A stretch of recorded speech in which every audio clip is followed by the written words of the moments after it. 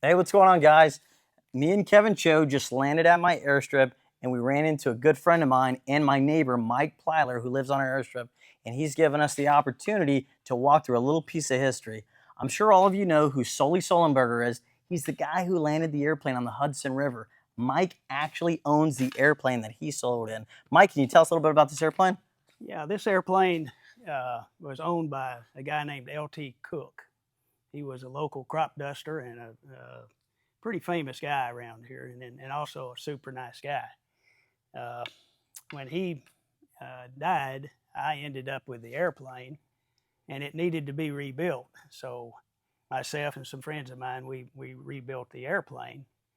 And during that period of time, uh, Sullenberger, uh, who's pretty famous about landing the jet aircraft on the Hudson River, he become famous, and they had a big event for him in Denison because he was from Denison. And I'd heard that L.T. Cook had taught Sullenberger how to fly.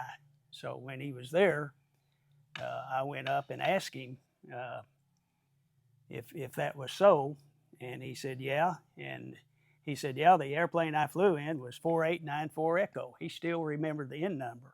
And I'm pretty sure, I think he soloed that airplane. But anyway, he learned to fly here in Sherman and Denison out on L.T. Cook's grass runway.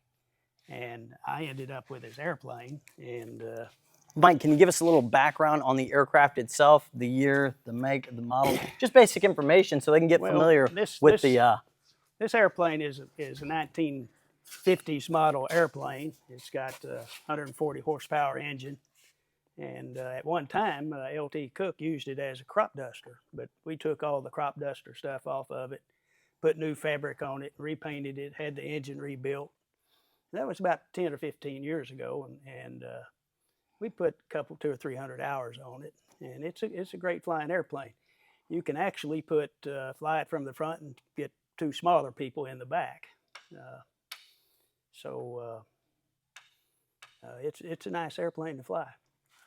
Now, Mike, we understand that you've got a piece of history in your hangar, but can we focus a little bit of attention on you and what you started to do when you were 60 years old? Oh, yeah.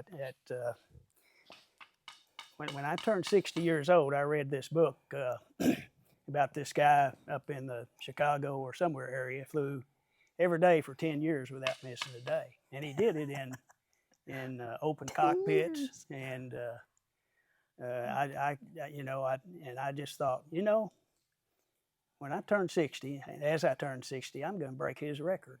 So I started flying every day. And some days the weather was just totally impossible to fly, but I managed to get out there and get up. And what I wanted to do was just go around the strip one time.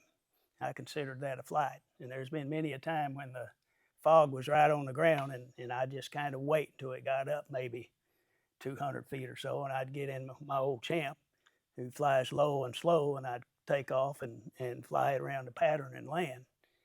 And sometimes I had to get in one of my trucks and drive up and down the runway when snow was on it and pack it down so I could get off. But I managed to fly 7 years and 6 months without missing a day. And the day I missed, it was just totally fogged in from the ground up. There wasn't any way I could do it. But, I'm turning 78 years old now. And in the back of my mind, I'll probably never do it. But I'm thinking maybe I might try it from 80 to 90. So anyway, that's some of my history on flying every day. I've also, and I won't say that I built every one of these airplanes. Myself and a lot of my friends had a lot of help from different people. But this airplane right behind you is a special airplane. I call it the Mike Plyler Special. It's actually a highly modified Taylorcraft. And it has, I built special wood wings for it. They're symmetrical wings for aerobatics. And it has a 240 horsepower engine in it. This airplane originally come out with a 65 horsepower engine. It's a very nice aerobatic airplane. Hey, Mike, it looks like some of the wings missing. Is that intentional? Yes, we clip the wings quite a bit. It's like 25 feet from tip to tip, and a normal T-craft's like 30. So to a 36. third grader, what does that mean? You clip the wing. Well, it makes it goes faster. It rolls a lot faster. I built special ailerons for it so that it will. I mean, it's built to fly competition aerobatics. And so is this an aircraft that you would put a student pilot in? No. So is this for an advanced aviator like yourself? It's not extremely hard to land, but it has with those short wings, it has a higher stall speed than a lot of airplanes. But it's a great airplane. Let's see. We'll go to this one over here.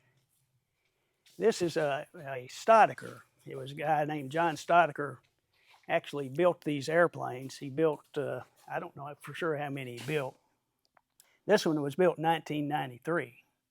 I bought it about 15 years ago, and it is without doubt one of the best aerobatic airplanes ever built.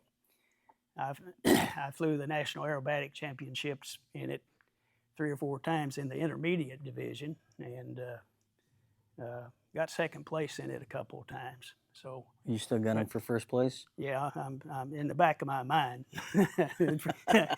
Now that I'm nearly 78, I'm not for sure it'll have 78 years old. Give him a like, thumbs up, put a comment down below if you want Mike to compete again. Yeah.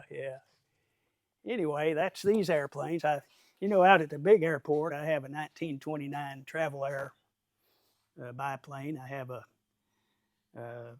big Stearman that I have out there. I have 2 Mooney Mites that are very, very interesting airplanes. Let's see, what else do I have out there? Guys, that's crazy. He has so many airplanes. All sorts of parts and pieces. You think about it, I've been collecting airplanes for 50 some odd years, and that's only 1 or 2 airplanes a year, or one every 2 or 3 years, actually. Well, that's not bad. No, Some people, if you think about it that way. Guy has so many airplanes, he forgets what he has. That's incredible. Let's go back in here. I wish we'd go out to the other airport. This is a 65 horsepower Aerobatic Champ. This is the one when I flew my 7 years and 6 months. This is one I mostly flew in. It's got to hand crank it and start it, but it flies slow, and it's real easy to take off and land, in crosswinds or whatever. So it looks bad, but it flies good. Let's see. Mike, how long have you been flying? Oh, ever since I was 23 years old. 23, so 55 years roughly you've been flying? Yeah. 55 years this guy's been flying. That's incredible. This is a room that I work on airplanes. This is a Cub wing right here that got damaged that I'm repairing, doing some fabric work on it. What's this little tiny one, Mike? What you got in here? This is a Pitts Special.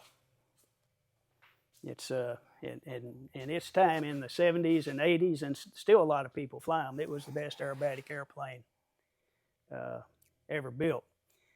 A guy named Charlie Hilliard started flying one of these in 1972 or 3 or 4, and he took it to the World Aerobatic Championships and got first place in it. Not this airplane, but one similar to it. And I bought the wings, were a kit on this airplane, and put wood wings and put it together.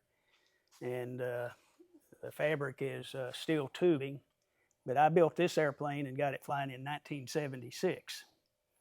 And then in about 1995 or so, I rebuilt it. And so I don't fly it as often as I used to. Now, Mike, you've got a lot of airplanes, and if you ever decided to offload any of them, would you ever consider selling any of these on creative financing or seller financing? Well, to the right person, I might get rid of some of them. See, guys, my point exactly. There's folks out there who are looking to downgrade their collection, are willing to sell, and are willing to sell on creative terms.